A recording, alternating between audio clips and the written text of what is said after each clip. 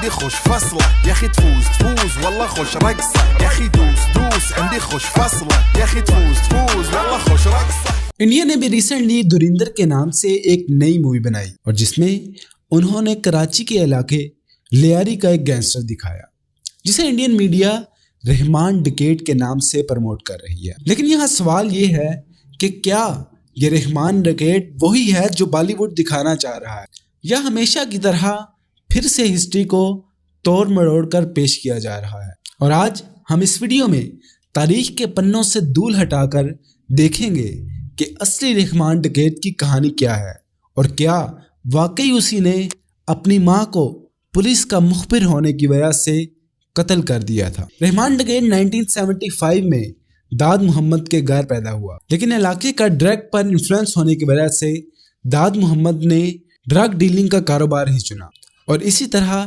رحمان کی پرورش داد محمد یعنی کہ ڈرگ ڈیلر کے ہاتھ ہوئی. رحمان کا والد بچپن میں ہی انتقال کر گیا اور جیسے جیسے رحمان ڈکیت عمر میں بڑھتا گیا تو اس کو احساس ہونے لگا کہ یہ ڈرگ ڈیلنگ ہی جینے کا واحد راستہ ہے. اس نے اسی کام کو ایز اے پروفیشن چنا اور آہستہ آہستہ وہ جگہ جگہ ڈرگ کا کاروبار شروع کرنے لگا. رحمان جیسے جیسے بڑھتا گیا اس کا انفلوئنس سوسائٹی پر بڑھتا گیا.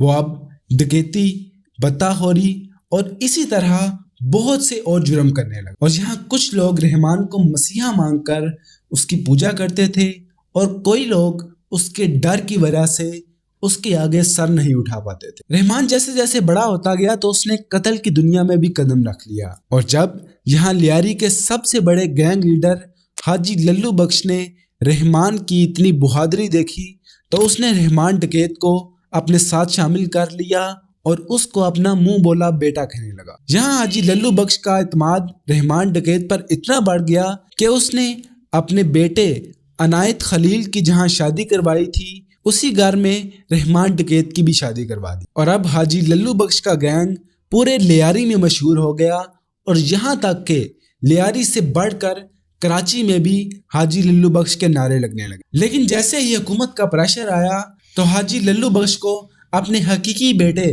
عنایت خلیل اور اسی طرح رحمان ڈکیت کو پولیس کے حوالے کرنا پڑا. تھوڑی دیر بعد ہی حاجی للو بخش نے اپنے بیٹے عنایت کو رہا کروا لیا لیکن وہاں رحمان ابھی جیل کی سلاخوں کے پیچھے ہی تھا. رحمان نے کئی دفعہ حاجی للو بخش کو پیغام بھیجا کہ وہ اسے بھی جیل سے رہا کروائے لیکن حاجی للو بخش ہر دفعہ اس کی بات پر کان نہ دھرتا اور اسے اگنور کرتا جاتا. آخری خط جب رحمان ڈکیت نے حاجی للو بخش کو بھیجا تو اس نے کہا کہ جو اس کا 1 کروڑ روپیہ تمہارے پاس پڑا ہے وہ پولیس والوں کو رشوت دے کر اس کو باہر نکالائے. تو تب حاجی للو بخش نے انکار کیا اور کہا کہ کون سا 1 کروڑ روپیہ. اس سے رحمان ڈکیت کے دل میں حاجی للو بخش کے خلاف بہت زیادہ نفرت بڑھ. رحمان ڈکیت نے جیل میں رہتے ہوئے اپنا اثر و رسوخ بڑھایا اور کسی طریقے سے جیل سے فرار ہو کر بلوچستان پہنچ گیا.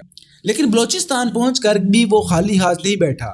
وہ وہاں سے کراچی کے علاقے لیاری میں ڈرگ ڈیلنگ ابھی تک کر رہا تھا اور وہ کبھی کبھی لیاری میں لو پروفائل رکھتے ہوئے آتا اور اپنے بزنس کو آگے بڑھاتا جاتا. کچھ دیر ہی گزری تھی جب رحمان ڈکیت نے لیاری میں اپنا پورا نیٹ ورک بنا لیا تو تب وہ واپس آیا اور اس نے آتے ہی حاجی للو بخش کے بیٹے عنایت کو قتل کر دیا اور اب سے حاجی للو بخش اور رحمان ڈکیت کے درمیان بہت زیادہ جنگ شروع ہو گئی. گلیوں میں جگہ جگہ خون بہہ رہا تھا اور لوگ بہت ہی خوف و ہراس میں مبتلا تھے. لیکن ایک وقت ایسا آیا جب رحمان ڈکیت نے حاجی للو بخش کو بھی قتل کر دیا اور اب رحمان ڈکیت بڑے پیمانے پر اپنا بزنس کرنا چاہتا تو اس سے سمجھ آئی کہ پالیٹکس ہی واحد راستہ ہے جس سے وہ اپنے بزنس کو اور زیادہ ایکسپینڈ کر سکتا ہے. اور اسی طرح اس نے اب کراچی میں اپنے MNA اور اپنے MPs منتخب کرنا شروع کیے اور جس کو بھی وہ اپنی طرف سے کھڑا کرتا تو وہ جیت جاتا. ساتھ ساتھ رحمان ڈکیت نے عام عوام میں انفلوئنس بڑھانے کے لیے غریبوں کے لیے بھی بہت زیادہ کام کیے.